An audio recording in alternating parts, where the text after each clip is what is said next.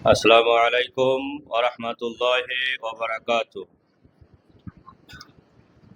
ইন্নাল হামদালিল্লাহি রাব্বিল আলামিন ওয়াস সালাতু ওয়াস সালামু আলা কায়িদি গুররিল মুহাজ্জিলিন নাবিয়্যিনা মুহাম্মদ ওয়া আলা আলিহি ওয়া আসহাবিহি ওয়া মান দাআ বিদা'ওয়াতিহি ওয়াস্তান্না বিসুন্নতিহি ওয়া জাহাদা ফি সাবিলিহি ইলা ইয়াউমিদ্দিন ওয়া বা'দ। فقد أرشده الله الرحمن في كتابه الفرقان بعد أعوذ بالله من الشيطان الرجيم إنا نحن نزلنا الذكر وإنا له لحافظون وأرشد نبينا محمد صلى الله عليه وسلم في حديثه المبارك ما رواه الإمام مسلم رحمه الله تعالى في كتابه الصحيح عن عمر بن الخطاب رضي الله تعالى عنه قال قال رسول الله صلى الله عليه وسلم إن الله يرفع بهذا الكتاب أقواما ويدع به آخرين। বদরতলা মোল্লাপাড়া জামে মসজিদ কর্তৃপক্ষের ব্যবস্থাপনায় আল্লাহ রাব্বুল আলামিনের অশেষ কৃপায় রহমানিয়া দ্বীনী মক্তবের শুভারম্ভের জন্য আমি তাদের সকলকেই সাধুবাদ জানাচ্ছি। আল্লাহ তাআলা তাদের দ্বারাতে এমন এক কাজ নিচ্ছেন যে কাজটা পরকালের পাথেয় হবে ইনশাআল্লাহ। আর ছাত্র ছাত্রীরা যারা আছো তারা একবার আমার দিকে দেখো।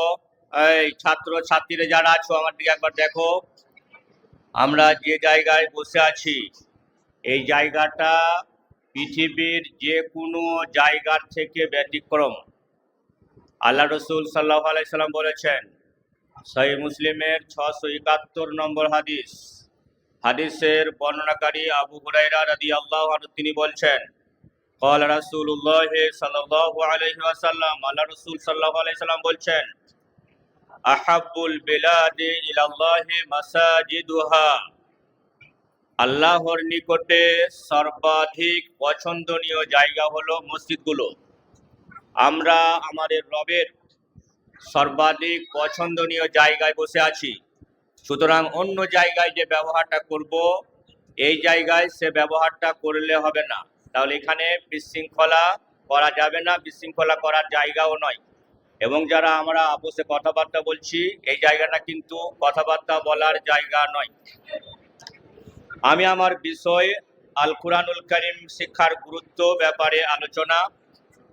আল্লাহ রাব্বুল আলামিন সূরা আল হিজর আয়াত নম্বর 9 বলছেন, ইন্না নাহনু নাযালনা যিকরা ওয়া ইন্না লাহু লাহাফিজুন, আমি অবতীর্ণ করেছি জিকির, অর্থাৎ এখানে বোঝানো হয়েছে আল কুরআনুল কারীম, এবং আমি এর নিরাপত্তার দায়িত্ব নিয়েছি। এখানে আল্লাহ রাব্বুল আলামিন আল কুরআনুল কারীমের নিরাপত্তার দায়িত্ব নিয়েছেন। এর অর্থ কি? তিনি কি আকাশ থেকে নেমে এসে কুরআনুল কারীমটাকে হেফাজত করবেন এর অর্থ না। এর অর্থ হলো আল্লাহ তাআলা তার মাখলুকের মধ্যে হতে কিছু মাখলুককে, কিছু মানুষকে নির্বাচন করবেন যারা কুরআনুল কারীমের হেফাজতের কাজ করবে। তো মক্তব নির্মাণের উদ্দেশ্যই হলো যে আমরা আমাদের সন্তানদেরকে আল কুরআনুল কারীম শিখাবো। কুরআনুল কারীমটা কি একটা গ্রন্থ? আকাশের নিচে পৃথিবীতে যত গ্রন্থ আছে, যে কোনো ধরনের গ্রন্থ হোক না কেন, সেটা ধার্মিক হোক বা অন্যান্য যে কোনো বিষয়ের হোক না কেন, এই কুরআনুল কারীমটা এমন একটা গ্রন্থ, আল্লাহ তাআলা সূরা বাকারা আয়াত নম্বর 2 বলেছেন, যালিকাল কিতাবু লা রাইবা ফীহ, এটা এমন একটা গ্রন্থ যে গ্রন্থের বিন্দুমাত্রের সন্দেহের কোনো অবকাশ নেই। তাহলে আমাদের ঈমান যে আল কুরআনুল কারীম যেভাবে অবতীর্ণ হয়েছিল আমাদের রাসূল মুহাম্মদ সাল্লাল্লাহু আলাইহি সাল্লামের উপরে, সেইভাবেই বিদ্যমান ছিল, আছে এবং থাকবে। আমরা অনেকদিন আগে, তখন শাইখ আইনুল বারী আলিয়াবী রাহিমাহুল্লাহ তাআলা বেঁচে ছিলেন, তিনি তার পত্রিকায় উল্লেখ করেছিলেন কুরআনুল কারীমের ব্যাপারে। হযরত উসমান গনি রাদিয়াল্লাহু আনহু তিনি যখন প্রথম মুসহাফ কুরআনুল কারীমকে একত্রিত করলেন এবং তিনি যে কোরআনটাকে তেলাওয়াত করতেন, সেই কুরআনুল কারীমের নুসখাটা বর্তমানে উজবেকিস্তানের রাজধানী তাশখন্ডের মিউজিয়ামে রাখা আছে। সেই কোরআন নিয়ে এবং বিশ্বের যে কোনো জায়গায় নতুন মুদ্রিত কোরআন নিয়ে মিলালে দেখা যাবে যে বিন্দুমাত্র অমিল নেই। কেন নেই? এই জন্য যে আল্লাহ রাব্বুল আলামিন এর হেফাজতের দায়িত্ব নিয়েছেন। এই জন্য তো তিনি যত আসমানি গ্রন্থ দুনিয়াতে পাঠিয়েছেন মানব এবং দানবকে কুপথ থেকে সুপথে নিয়ে আসার জন্য। কোনো গ্রন্থ যেভাবে অবতারিত হয়েছিল সেভাবে বিদ্যমান নেই, বরং অনেক সংযোজন হয়েছে, অনেক বিয়োজন হয়েছে। ঠিক আল কুরআনুল কারীমের পূর্বে যে গ্রন্থ অবতীর্ণ হয়েছিল তার নাম হলো ইনজিল, যেটা হযরত ঈসা আলাইহিস সালামের উপর অবতীর্ণ হয়েছিল। বর্তমানে যেভাবে অবতীর্ণ হয়েছিল সেইভাবে বিদ্যমান নেই। তারা তাদের নতুন নামকরণ করেছেন, ওল্ড টেস্টামেন্ট, নিউ টেস্টামেন্ট ইত্যাদি দ্বারাতে।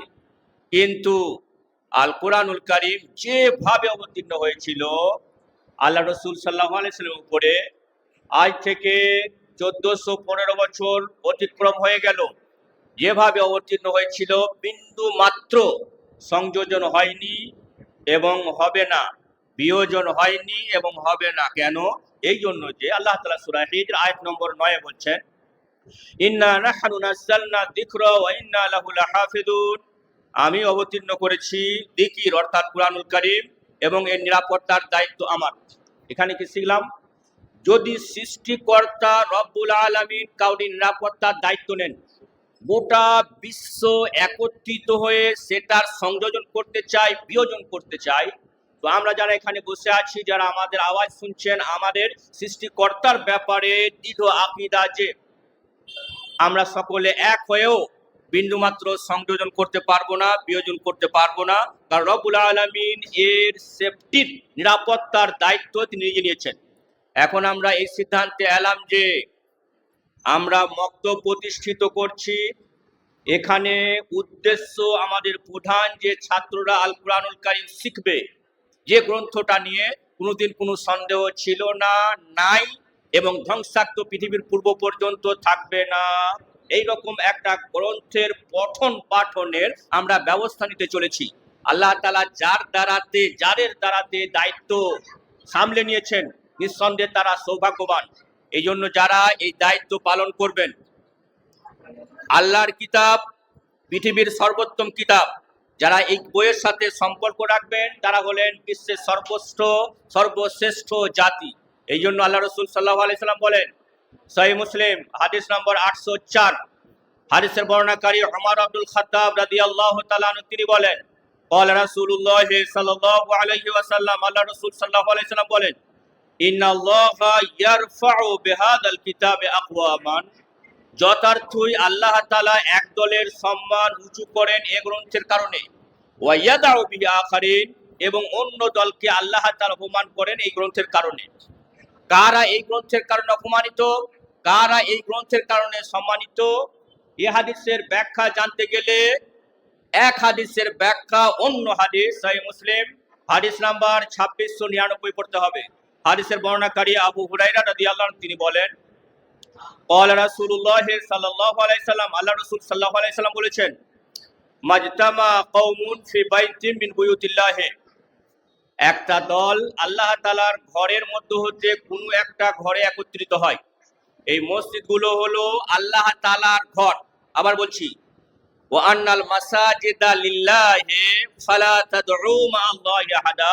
মসজিদগুলো হলো আল্লাহ তাআলার ঘর, এগুলো আমাদের কাউরির ব্যক্তিগত ঘর নেই। এই জন্য আমরা যারা মসজিদে প্রবেশ করব, নামাজের সময় সকলের সমান অধিকার থাকবে। যে আমার জন্য এই জায়গাটা নির্দিষ্ট, আমার জন্য এই জায়গাটা নির্দিষ্ট, এটা শরীয়তে বৈধ নয়। এই জন্য বৈধ নয় যে এই যে ঘরটা, এই ঘরটা আমার নয়, বরং এই ঘরটা কার? আল্লাহ। মাজতামা কওমুন ফি বাইতিন মিন বুয়ুতিল্লাহ, একটা দল আল্লাহ তাআলার ঘরের মধ্যে হতে কোনো এক ঘরে একত্রিত হয়। মসজিদে ছাত্রদের মক্তবের শিক্ষার ব্যবস্থা, এর অর্থ হলো যে এরা মসজিদে কি শিখে?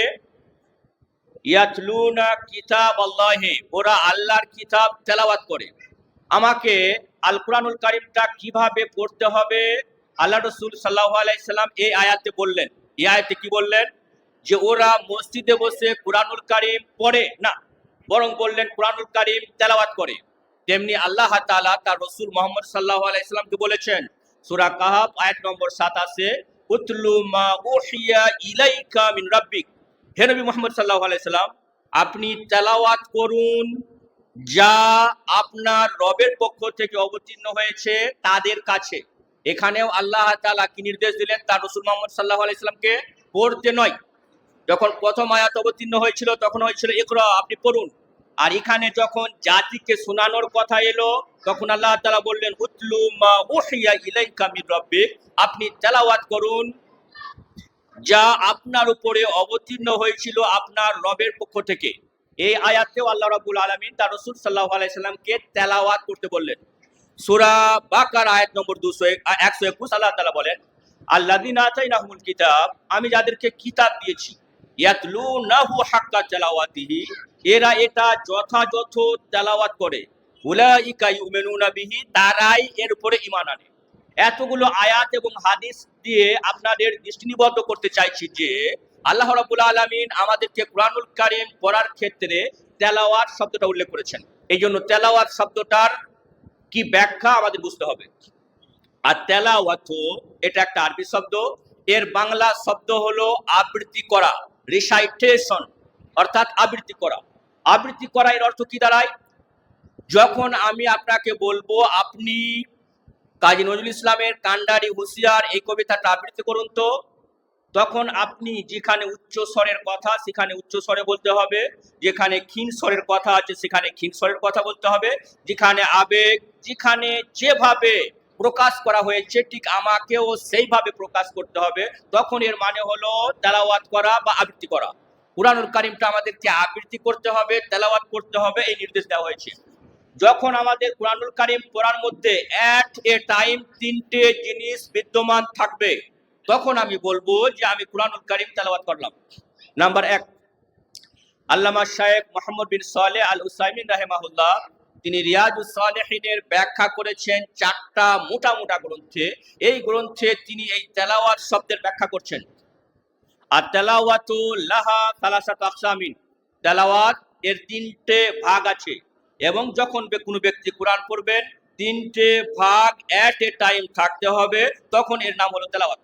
নাম্বার 1, তেলাওয়াতুল লফজে, এর মানে হলো প্রোনাউন্সিয়েশন। আরবি ভাষার আলিফ থেকে নিয়ে ইয়া পর্যন্ত 29টা অক্ষর আছে। এই 29টা অক্ষরের ওষ্ঠ থেকে নিয়ে কণ্ঠনালীর নিম্ন ভাগ পর্যন্ত 18টা জায়গায় এই 29টা অক্ষরকে উচ্চারণ করতে হয়। এরই নাম হলো তেলাওয়াতুল লফজ, মানে হলো উচ্চারণের উৎপত্তি স্থল। তাহলে আমাদের কি শিখতে হবে? আমাদের যেসব ছেলেরা মক্তবে পড়তে আসবে, এই যে হাফিজউদ্দিন বলছিল এখনই যে আমাদের ছেলেরা হয়তো গ্রামের বা এলাকার কোনো মেয়ের কাছে পড়ে, ও 2 মাসে কোরআন ধরিয়ে দেয়, তার কোরআন পড়ার মাথা নাই, ছাতা নাই। আর এই মক্তবে পাঠালে কি হবে? প্রথমত হবে তেলাওয়াতুল লফজে, 29টা অক্ষরের সঠিক উচ্চারণের উৎপত্তি স্থল কোথায় সেটা শিখবে এবং সেই অনুযায়ী আমাদের ছাত্ররা কি করবে? কুরআনুল কারীম পড়বে। যদি উচ্চারণ উৎপত্তি স্থল আমরা অবহেলা করি, মানে ভালো করে শিখলাম না, তাহলে কি হবে? যদি খুব সহজ উদাহরণ দেওয়া যায়, আমাদের সবারই মুখস্থ আছে আলহামদুলিল্লাহ। যদি আমি বলি আপনি সূরা ইখলাস পড়ুন, তো তখন আপনি বলবেন কুল হুয়াল্লাহু আহাদ। এই কুল অর্থাৎ ছোট কাপ দিয়ে বললাম, ছোট কাপ দিয়ে বললাম। আরবি ভাষায় এর অর্থ হলো হে নবী মুহাম্মদ সাল্লাল্লাহু আলাইহি সাল্লাম আপনি খান, অর্থাৎ আল্লাহ তাআলা তার রাসূল মুহাম্মদ সাল্লাল্লাহু আলাইহি সাল্লামকে খেতে আদেশ দিলেন, তাই কি না? বরং কুল, বড় কাপ আছে, ওর উচ্চারণের উৎপত্তি স্থল কোথায় সেটা আমাকে শিখতে হবে। না শিখলে আরবি ভাষাটা এমন একটা সূক্ষ্ম ভাষা, উচ্চারণের উৎপত্তি স্থল ভিন্ন হলে মানে চেঞ্জ হয়ে যাবে। ঠিক এরকম যখন আল্লাহ তাআলা বলছেন কুল, হে নবী মুহাম্মদ সাল্লাল্লাহু আলাইহি ওয়াসাল্লাম আপনি বলুন, এখন আমি বললাম কুল, অর্থাৎ হে নবী মুহাম্মদ সাল্লাল্লাহু আলাইহি ওয়াসাল্লাম আপনি খান। ঠিক খাওয়াকে বলাকে খাওয়ার সাথে কি করা হলো, চেঞ্জ করা হলো। এটা কিভাবে হলো? আমার তেলাওয়াতুল লফজ, মানে কুরআনুল কারীমের কোন অক্ষরটা কোন জায়গাতে উচ্চারণ করতে হবে এটা আমি শিখলাম না, ফলে আরবি ভাষাটা এমন একটা ভাষা যার মানের আকাশ পাতাল প্রভেদ লক্ষ্য করা যাবে। এই জন্য মক্তবে ছেলেদেরকে পাঠালে প্রথমে কি শিখবে ও? তেলাওয়াতুল লফজে, মানে 29টা অক্ষরের ওষ্ঠ থেকে নিয়ে কণ্ঠনালীর নিম্ন ভাগ পর্যন্ত 18 জায়গাতে কোন অক্ষরটা কোন জায়গায় আদায় করতে হবে এই ছেলেটা শিখবে। অতঃপর সে কোরআন পড়লো, বুঝে পড়ুক আর না বুঝে পড়ুক, অন্তপক্ষে যারা শুনবে তারা বলবে ও ছেলেটা কোরআনটা ঠিক পড়লো। আর যদি এটা না পড়া হয়, আমি জানি না ভিন্ন কথা, কিন্তু জানার পরেও যদি ওইভাবে পড়ি তো অটোমেটিক বুঝতে পারছি মানে যখন চেঞ্জ হবে কোরআনুল কারীম পড়লে যে ফজিলত আছে সেই ফজিলত থাকবে না। তার নাম্বার 1 তেলাওয়াতের জন্য কি শর্ত ছিল? তেলাওয়াতুল লফজে, মানে উচ্চারণের উৎপত্তি স্থল শিখা, যেটা মক্তবে শিখা হবে। এই জন্য আমি আবেদন করব যে আপনারা আপনাদের ছেলেদের মক্তবে পাঠাবেন, এটা আমাদের জন্য বাধ্যতামূলক। যখন আমরা বুঝতে পেরেছি যে আমার সন্তানের বয়স যখন 7 বছর হবে নামাজের আদেশ দিতে হবে, অদ্রিবুহুম আলাইহা ওয়া হুম আবনাউ 10 সিনিন, তোমরা তাকে প্রহার করো যখন তার বয়স 10 বছর হবে। যখন আমরা শিখছি তো এটা আমাদের শিখতে হবে যে আমাকে, এটা অ্যাজ এ গার্জিয়ান হিসাবে আমার কর্তব্য যে আমি আমার ছেলেকে মক্তবে পাঠাবো। পাঠালে কি হবে? যে গ্রন্থ আল কোরআনুল কারীম এর সঠিকভাবে পড়া শিখবে। নাম্বার 2 তেলাওয়াতুল মানা, এর অর্থ হলো যে আমি যখন কোরআনুল কারীম পড়বো আমাকে অর্থ বুঝতে হবে। এখন যদি আপনি বলেন our mother tongue is Bangla, the language of holy Quran is an Arabic, we are not able to understand the Quran, যদি বলেন কোরআনের ভাষা আরবি আর আমাদের মাতৃভাষা বাংলা, আমরা এটা বুঝবো কিভাবে? এটা যদি আগেকার যারা বয়স্ক লোক আছেন, যারা বয়স্কা মহিলা আছেন, তারা যদি বলতো এটা তাদের জন্য শোভা পেত, কিন্তু আজকের এই ইলেকট্রনিক মিডিয়ার যুগে এ কথা আর শোভা পাবে না। আলহামদুলিল্লাহ মোবাইলগুলোতে কুরআনুল কারীমের অ্যাপের সেটিং এত সূক্ষ্ম করা হয়েছে, যদি আপনি একটা কুরআনুল কারীম ডাউনলোড করেন, যদি আপনি পড়তে না জানেন ওই জায়গাতে হাত দিবেন আপনাকে পড়ে শোনানো হবে। আবার আপনি ওই শব্দটার মানে জানেন না, ওই জায়গায় হাত দেন মানে চলে আসবে। যদি আপনি ওই আয়াতটার তাফসীর দেখতে চান আবার হাত দেন আবার তাফসীর চলে আসবে। এরপরেও যদি আপনি বলেন আমি কুরআনুল কারীম আমার মাতৃভাষা বাংলা, কুরআনুল কারীমের ভাষা আরবি, আমি বুঝবো কিভাবে? এ আপত্তি একেবারে গ্রহণযোগ্য নয়। তাহলে আমাদের কি করতে হবে? তেলাওয়াতুল মানা, কুরআনুল কারীম আমাকে বুঝতে হবে। এর মানে এটা বলছি না যে কোরআনের শুরু থেকে নিয়ে শেষ পর্যন্ত যাই পড়বো সবই অর্থ আমাকে বুঝতে হবে, এর জন্য স্পেশাল করে পড়তে হয়। অন্তপক্ষে আমি প্রতিদিন একটা আয়াত পড়ি, তাহলে বছরে আমি 365টা আয়াতের মোটামুটি তর্জমা করতে পারবো।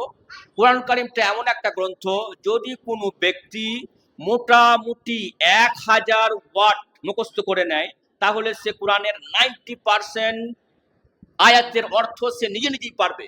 কারণ একই আয়াত একাধিকবার, একই শব্দ একাধিকবার ব্যবহার করা হয়েছে। সুতরাং এটা খুব কঠিন, এটা যেন আমাদের মাথায় না থাকে, বরং সহজ, চেষ্টা করলে অবশ্যই হবে। তাহলে নাম্বার 2 কি হতে হবে? তেলাওয়াতুল মানা, অর্থাৎ কি করতে হবে? আমাকে অর্থ বোঝার চেষ্টা করতে হবে। আমি তো চেষ্টা করব, তখন রবের কাছে বলতে পারবো রব আমি চেষ্টা করেছি, আমার দ্বারা যতটা হয়েছে আমি অত চেষ্টা করেছি, আমাকে চেষ্টা করতে হবে। নাম্বার 3 তেলাওয়াতুল আমল, এর অর্থ হলো যে আমাকে অর্থ বুঝতে হবে, আমাকে আমল করতে হবে, মানে যা আমি পড়লাম সেটা আমাকে আমল করতে হবে।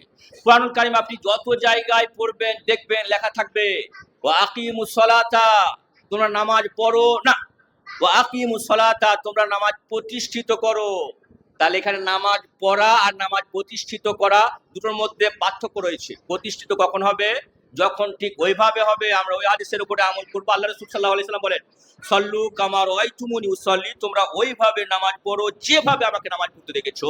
তো যখন আমি আল্লাহ রসুলের মতো নামাজ পড়বো, তখন এর অর্থ হলো আমি নামাজ প্রতিষ্ঠিত করলাম, অর্থাৎ কুরআনুল কারীম পড়লাম, অর্থ বুঝলাম, তার প্রতি আমল করলাম।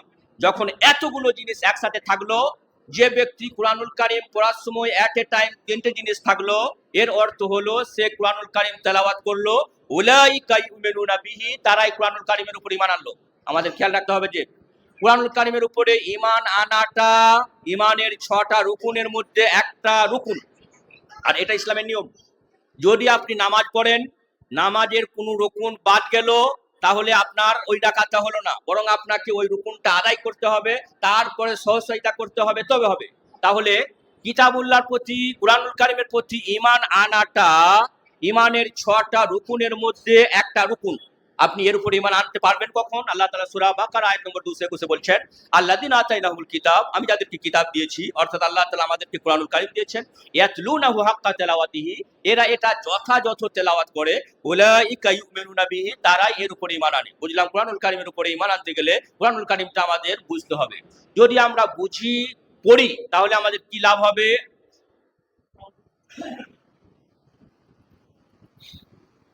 ইল্লা নাজালাত আলাইহিমুস সাকিনা, যখন আমি কুরআনুল কারীমকে তেলাওয়াত করব, অর্থাৎ পড়ব, তখন আমার প্রথম লাভ হলো আমার উপরে শান্তি অবতীর্ণ হলো।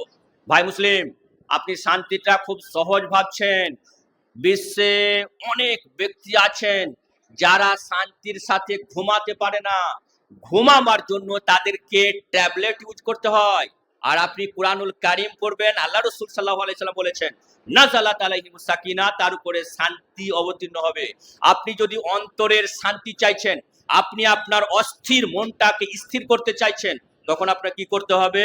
কুরআনুল কারীম পড়তে হবে। এরই নাম হলো নাযালাত আলাইহিমুস সাকিনা, তার উপরে শান্তি অবতীর্ণ হয়। তাহলে কুরআনুল কারীম পড়লাম, এর অর্থ পার্থিব লাভ হলো যে তার উপরে কি হয়? শান্তি অবতীর্ণ হয়। নাম্বার 2, গাশিয়াতুমুর রাহমা, আল্লাহর রহমত ওই লোকটাকে ঢেকে নেয়। এটা বোঝার জন্য মাথা লাগবে। রহমত একটা আরবি শব্দ, এর মানে হলো দয়া। এই হাদিসটা শুনেন তো একবার, আল্লাহ রাসূল কি বলছেন? লা ইয়াদখুলু আহাদুন আল জান্নাতা বিআমালিহি, কোন ব্যক্তি তার আমলের বিনিময়ে জান্নাতে যাবে না। আমরা নামাজ পড়ছি, জান্নাতে চলে যাব, হজ করেছি, জান্নাতে চলে যাব। আল্লাহ রাসূল সাল্লাল্লাহু আলাইহি সাল্লাম বলছেন, সহিহ বুখারীর হাদিস, লা আহাদুন ইয়াদখুলুল জান্নাতা বিআমালিহি, কোন ব্যক্তি তার আমলের বিনিময়ে জান্নাতে যাবে না। ক্বালু, সাহাবায়ে কেরাম বললেন, ওয়ালা আনতা ইয়া রাসূলুল্লাহ, হে আল্লাহর রাসূল সাল্লাল্লাহু আলাইহি সাল্লাম, আপনিও কি না? ক্বালা, তিনি বললেন, ওয়ালা আনা, আমিও না। ইল্লা ইয়াতাগাম্মাদানি বিরাহমাতিন ফাআদখুলুহা, হ্যাঁ, আমার প্রতিপালক আমাকে তার রহমত দিয়ে, তার আশিস দিয়ে, তার দয়া দিয়ে আচ্ছাদন করবেন, ঘেরে নেবেন, ফলে আমি জান্নাতে যাব। এ হাদিস দলিল, জান্নাতে যেতে গেলে একটা পাঠ লাগবে, সেটা হলো দি মার্সি অফ অলমাইটি আল্লাহ, আল্লাহ তাআলার দয়া। আমরা যে ইবাদত করছি, নামাজ পড়ছি, রোজা রাখছি, এর অর্থ হলো যে আল্লাহ তাআলা আমার উপরে রহমত বর্ষণ করবেন, ফলে আমি জান্নাতে যাব। তেমনি একজন ব্যক্তি কুরআনুল কারীম তেলাওয়াত করে, এর অর্থ হলো যে গাসিয়াতুমুর রাহমা, তাকে আল্লাহর রহমত ঘিরে নেয়, মানে আল্লাহ তাআলা ওই লোকটাকে জান্নাতে প্রবেশ করাবেন। এই হাদিস দ্বারা সে কথাই বোঝায়। নাম্বার 3, এটা পার্থিব। নাম্বার 3 লাভ, হাফাতুমুল মালাইকা, ফেরেশতা তাদেরকে ঘিরে নেয়। যারা কুরআনুল কারীম আবৃত্তি করে, ফেরেশতা তাদেরকে ঘিরে নেয়। আরে ফেরেশতা ঘিরে নেয় আবার কেমন কথা? ঠিক বুঝতে পারছেন না তো? আমাদের ভারতীয় মুসলিমরা অনেক ক্ষেত্রে মব লিঞ্চিং, গণপিটুনির শিকার হয়। ঠিক আপনি এরকম বুঝুন। উহুদ যুদ্ধে আল্লাহ রাসূল সাল্লাল্লাহু আলাইহি সাল্লাম একবার একাকী ছিলেন। মুসলিম সৈন্যদল বিক্ষিপ্ত হয়ে পড়েছিল। তালহা রাদিয়াল্লাহু আনহু তিনি দূরে অবস্থান করছিলেন। তিনি দেখলেন যে একটা লোক আল্লাহ রাসূল সাল্লাল্লাহু আলাইহি সাল্লামকে একা পেয়ে তার হাতের বর্শাটা তুলেছেন, আল্লাহ রাসূলকে ছুঁড়ে মারবেন, হত্যা করবেন বলে। তালহা বলছেন, আমি দেখলাম যে লোকটা বর্শা তুলে আল্লাহ রাসূল সাল্লাল্লাহু আলাইহি সাল্লামকে একাকী পেয়ে হত্যা করার জন্য বর্শা ছুঁড়তে যাবে, এমত অবস্থায় তার মাথাটা তার শরীর থেকে আলাদা হয়ে গেল। আমি ছুটে এসে আল্লাহ রাসূল সাল্লাল্লাহু আলাইহি সাল্লাম জিজ্ঞেস করলাম, আল্লাহ রাসূল সাল্লাল্লাহু আলাইহি সাল্লাম, এটা কি হলো? তিনি বললেন জিবরিল এবং মিকাইল দুজন ফেরেশতা এসে ওই লোকটাকে হত্যা করলো। ঠিক এরকম ইমাম আহমদ বিন হাম্বল রাহিমাহুল্লাহকে যখন চাবুক মারানো হচ্ছিল খলকে কোরআনের কারণে, চাবুক যিনি মারছিলেন, মারতে মারতে হঠাৎ তিনি দূরে সরে চলে গেলেন। সম্রাট বললেন, তুমি কেন দূরে সরে চলে গেলে? তখন তিনি বলেছিলেন, আরো মালা তারাও, আমি যা দেখলাম তোমরা তা দেখোনি। তারা কারা ছিল? তারা ছিল ফেরেশতা, অর্থাৎ ফেরেশতারা কি করবে? ওই লোকটাকে পাহারা দেবে, মব লিঞ্চিং থেকে ওই লোকটা বেঁচে যাবে। যে কুরআনুল কারীম কি করবে? করবে বলি নাই, যে কুরআনুল কারীম তেলাওয়াত করবে তার জন্য। এর নাম হলো হাফাতুমুল মালাইকা। এবার বুঝুন তো, পার্থিব নিরাপত্তার জন্য কুরআনুল কারীম তেলাওয়াত করা প্রত্যেক মুসলমানের জন্য মাস্ট, জরুরি। পার্থিব নিরাপত্তার জন্য, পরকালীন নিরাপত্তা তো আছেই, পার্থিব নিরাপত্তার জন্য আল্লাহ তাআলা ফেরেশতা কর্তৃক পাহারাদার নিযুক্ত করবেন, ফলে ওই লোকটা মব লিঞ্চিং করতে পারবে না। যখন আমি মব লিঞ্চিং এর শিকার হলাম, আল্লাহর ফেরেশতারা ওদের মনে এমন প্রভাব দেখিয়ে দিবেন, ফলে ওরা আপনাকে ছেড়ে দিতে বাধ্য হবে। এর নাম হলো তেলাওয়াতুল কোরআন, এর নাম হলো হাফাতুমুল মালাইকা। ফেরেশতা তাদেরকে ঘিরে নেয়। ভাই মুসলিম, কি বুঝলাম? আমাদের কাছে যে কুরআনুল কারীম রব্বুল আলামিন দিয়েছেন, এটা পড়লে পার্থিব শান্তির উপকরণের যত পন্থা আছে সব পন্থা এর মধ্যে বিদ্যমান। আর এই মক্তবগুলো কি হবে? এই মক্তবগুলো কেবলমাত্র 3 বছরের সিলেবাসে প্রধান টার্গেট হলো যে আমাদের সন্তানেরা যাতে কুরআনুল কারীমটাকে সুন্দর করে শিখেন। এটা ছিল পার্থিব লাভ। নাম্বার 4 লাভ কি হলো? যাকারাহুমুল্লাহু ফিমান ইনদা। আল্লাহ তাআলা আরশের সমুন্নত অবস্থায় ফেরেশতাদের বলেন যে দেখো, যখন সবাই নিজ নিজ কাজে ব্যস্ত, তখন এরা কিভাবে কুরআনুল কারীমের তেলাওয়াত করছে, কুরআনুল কারীমের তেলাওয়াত শুনছে, অর্থাৎ আল্লাহ তাআলা তাদের নাম নেন। ঠিক এরকম আমরা যারা আজকের এই মজলিসে বসে আছি, রব্বুল আলামিন আরশের সমুন্নত অবস্থায় তিনি ফেরেশতাদের কাছে নাম নিলেন। আচ্ছা, আল্লাহ তাআলার নাম নিলেন, এর অর্থ কি? এর অর্থ আমাদেরকে এই হাদিস বুঝতে হবে। সহিহ বুখারীর তাফসীর অধ্যায় সূরা বাইয়িনার হাদিস, সূরা বাইয়িনার তাফসীর, আল্লাহ রাসূল সাল্লাল্লাহু আলাইহি সাল্লাম, হাদিসের বর্ণনাকারী আনাস বিন মালিক, তিনি বলছেন, ক্বালা রাসূলুল্লাহ সাল্লাল্লাহু আলাইহি সাল্লাম লি উবাই ইবনে কাব, আল্লাহ রাসূল সাল্লাল্লাহু আলাইহি সাল্লাম উবাই বিন কাব রাদিয়াল্লাহু আনহু বললেন, ইয়া উবাই, ইন্নাল্লাহা আমারানি আন উকরিয়া আলাইকাল কুরআন। আমার প্রভু, তোমার প্রভু আমাকে আদেশ করেছেন যে আমি তোমাকে কুরআন পড়ে শোনাই। উবাই বিন কাব এই কথা শুনে অবাক। তিনি কি বলছেন? ইয়া রাসূলুল্লাহ, আল্লাহু সাম্মানি লাক, আল্লাহ তাআলা আমার নাম নিয়েছেন আপনার কাছে। ক্বালা, আল্লাহ রাসূল সাল্লাল্লাহু আলাইহি সাল্লাম বললেন, নাম ওয়া সাম্মাক, তিনি তোমার নাম নিয়েছেন আমার কাছে।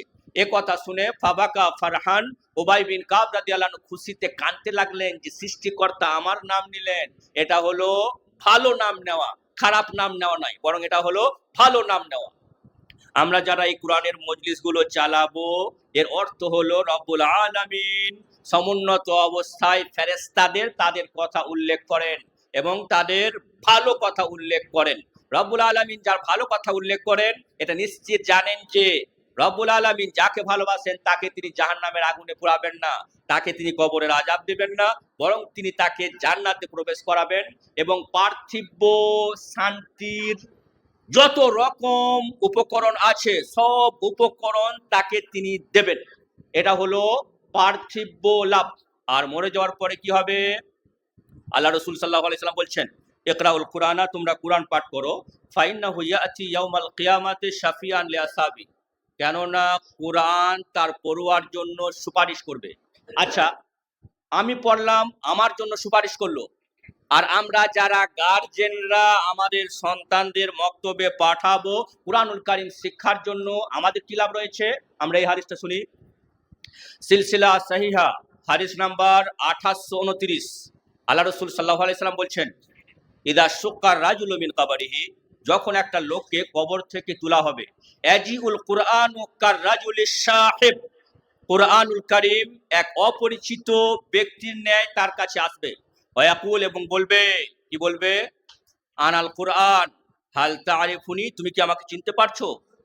আমি দেখবো, বলবো, একেবারে অপরিচিত লোক, লা মা আরিফুক, না আমি তোমাকে চিনতে পারছি না। ক্বালা, তিনি বলবেন আনাল কুরআন কুল্লু রাজুলিন মাশগুলুন ফি তিজারাতিহি ওয়া আনতা কুনতা কারাতানি। সবাই যখন পার্থিব ব্যবসায় ব্যস্ত ছিল তখন তুমি সময় বের করে আমাকে পড়েছিলে। কুল্লু রাজুলিন ফি নাওমিহি ওয়া আনতা কুনতা কারাতানি, সবাই নিদ্রাচ্ছন্ন, সেই সময় তুমি আমাকে পড়েছিলে। আল ইয়াউম আনা মাক, আমি আজকে তোমার সাথে। অতঃপর কুরআনুল কারীম সুপারিশ করবে, ফলে ওই লোকটা জান্নাতে চলে যাবে। দ্বিতীয় লাভ কি?